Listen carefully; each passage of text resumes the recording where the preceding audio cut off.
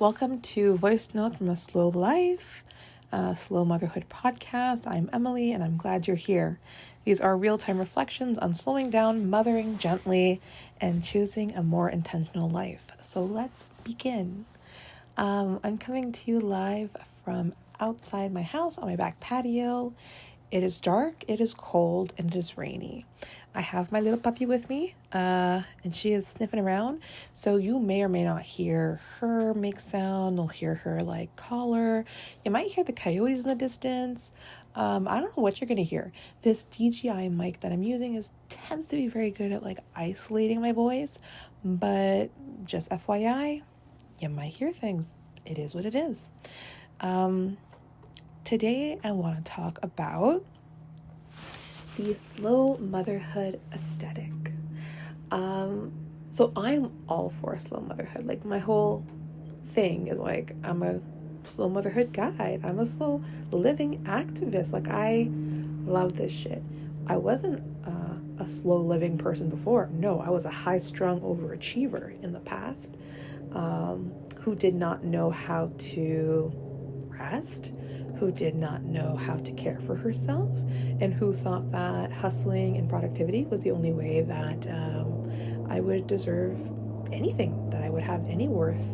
And even then, I didn't think that I had much worth to me, because hustling and productivity are only so much if you're not getting the results. So I was the antithesis of slow living. I was drinking the hustle Kool-Aid real good. After my burnout in 2021 is when I started to explore other ways of living. I kind of told myself there has to be more to life than this, more than work and exhaustion and feeling like shit all the time, and really just living for the weekends. There had to be more to life than this. And slowly but surely, I started searching words online, and it brought me to where I think a lot of us probably go, Pinterest. I started seeing all these quotes. I started seeing all these blog posts, all these really aesthetic images. And then, of course, I started seeing all of these YouTube videos as well. And now when you start looking at slow living and slow motherhood, what you tend to find is a lot of talk of minimalism. So people who own very little. You're going to see a lot of people who farm, they live in a cottage. Possibly they make their own bread. My dog went around me. They make their own bread. They're wearing prairie dresses. Even their videos are aesthetically done where it's you're almost looking at an old camera version of their life. There's a little hue. There's a beige hue. If I could have a color for slow motherhood and slow living, it would be beige. Very beige. Not beige mom aesthetic, not millennial beige, just very beige. Almost like we are trying to revert back to times prior to when women worked, when women were at home all the time, and we did live off the land. We gardened, we made everything from scratch, all that stuff, and which is fucking cool. I love that for you. I have a friend who is very much that aesthetic. Love that for her. That's not me. That is so not me. It really hurts. Okay. I can cook. Listen. I can cook, I can bake, I can make Rice Krispie squares with the best of them. Okay. But I am not that. I don't wear dresses if I don't have to. I love graphic tees when I can. And I prefer staying indoors. Touch grass. That's cool. I love being outside sometimes. I don't love the bugs. Right now I'm sitting outside. It's cool. It's whatever. But just the fact that when I was starting my slow living and slow motherhood content stuff, I was I should probably make more videos outside, because that's like what you're supposed to do. It's the aesthetic. Like, just that fact is kind of like upsetting, because that kind of just tells you like there's an aesthetic for slow motherhood, and you kind of gotta fit it or you don't make the cut. I was thinking to myself before, like in the beginning of my journey, I'm like, if I'm not filming things outside enough and I don't have a garden, like, am I going to be taken seriously by people who want slow motherhood? And what I realize is sometimes people don't know what they need. They kind of just know what inspires them. And so for me, Pinterest, a lot of it's on Pinterest, and I love Pinterest. I post on Pinterest. It's cool and whatnot. But the aesthetic and the visuals around slow motherhood and slow living are very just that. They're aesthetics. They're aesthetically pleasing, but they are wish fulfillment. They are not really, they don't go down to the core of what it is. They show being outside. They show, I don't know, baking and all that. But for me, the core of slow motherhood is, one, knowing your values and living them, figuring out what your drains are and eliminating them, like figuring out what's essential to you and then getting rid of what's non-essential to you. And basically, like, living a life is aligned with your values.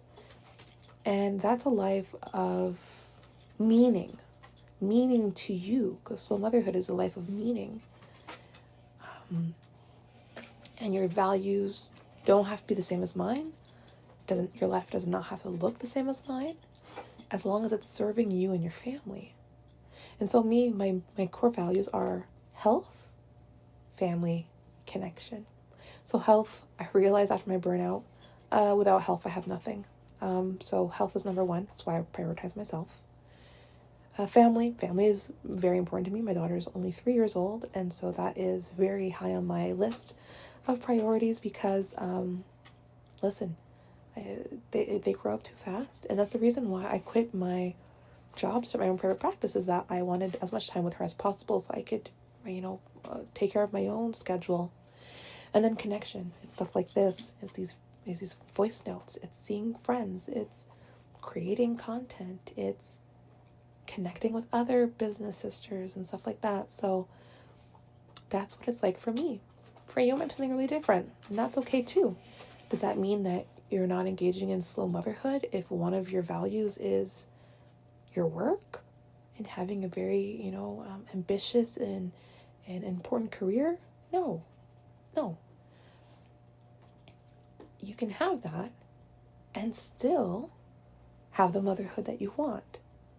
The big thing is, slow motherhood for me is a revolutionary act.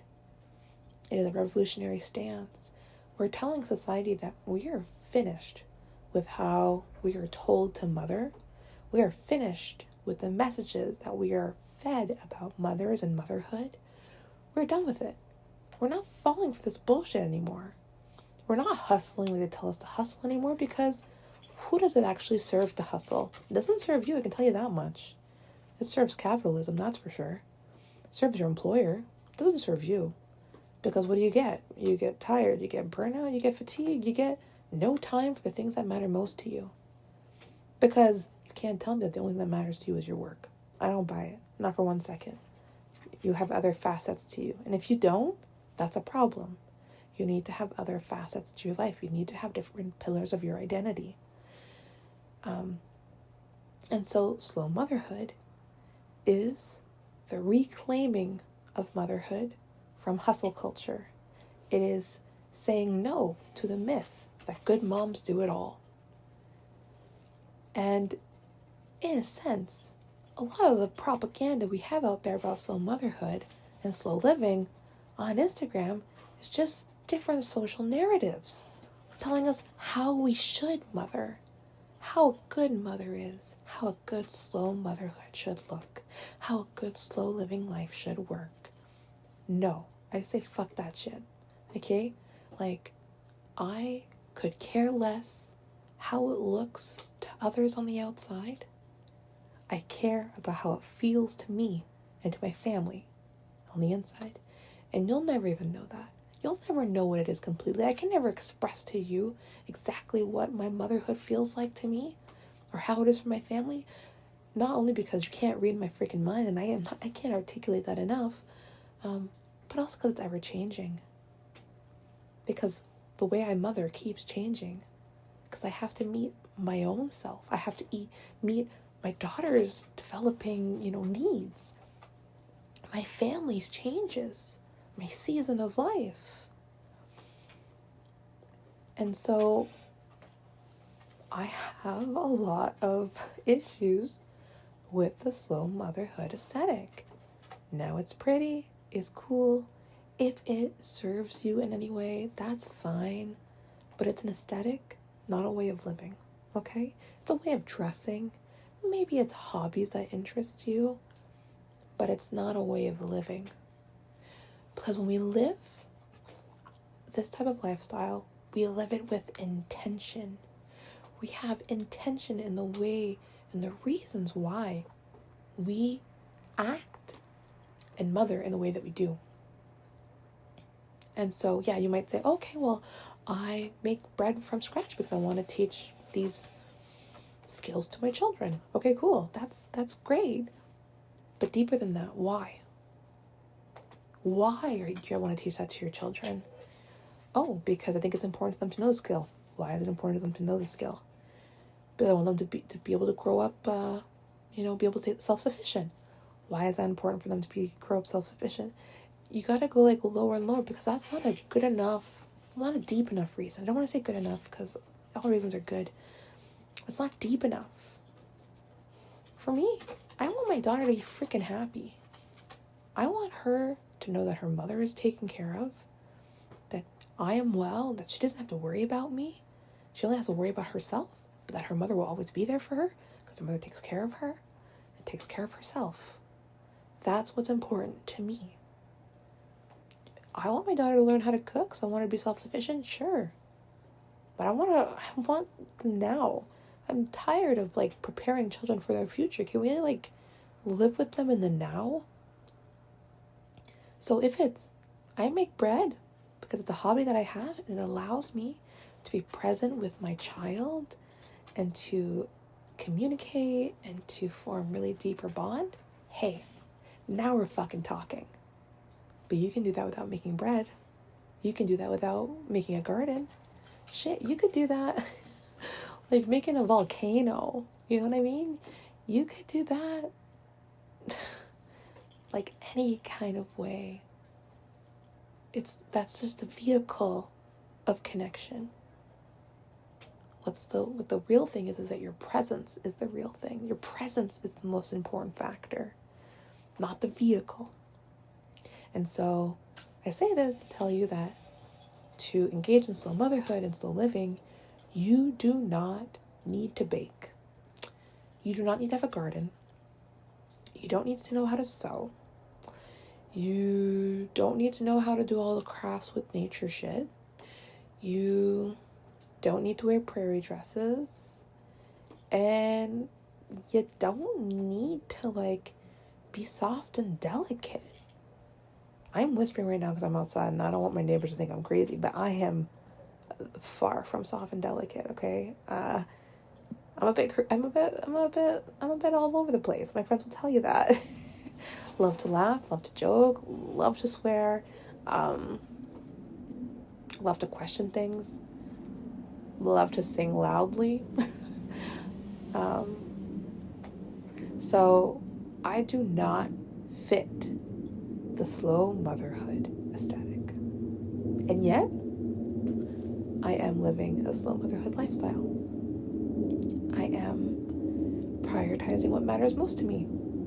I am living a life aligned with my values. And I am prioritizing presence over perfection with my child. I'm building a strong base for attachment with my child, strong communication with my child, my partner, my friends, my family. And I'm saying, screw you to people who tell me that I have to be a certain way, that I have to act a certain way, that I have to mother a certain way, that I'm doing something wrong, that I should do something better, unless it's valid, of course. But I'm done with societal expectations because they don't serve us. I think there's a way to mother that's different. Uniquely yours. Uniquely your family's. For me, that's slow motherhood. Not prairie dresses and not baking bread. Now, if you like to bake bread and wear prairie dresses, cool for you, man. That's cool. My friend, again, she makes bread. She makes some darn good stuff. I gotta say. I just told her I liked rhubarb pie and she brought me rhubarb pie. I was like, girl, I love you. But it's not because of that she does slow motherhood. It's because of how she is with her children, how she cares for herself, and how she prioritizes her family, and how she prioritizes her own health. That is the core of what her slow motherhood is. So start thinking about what slow motherhood looks like for you, regardless of the prairie dresses, regardless of what you see on Pinterest. What does it look like for you?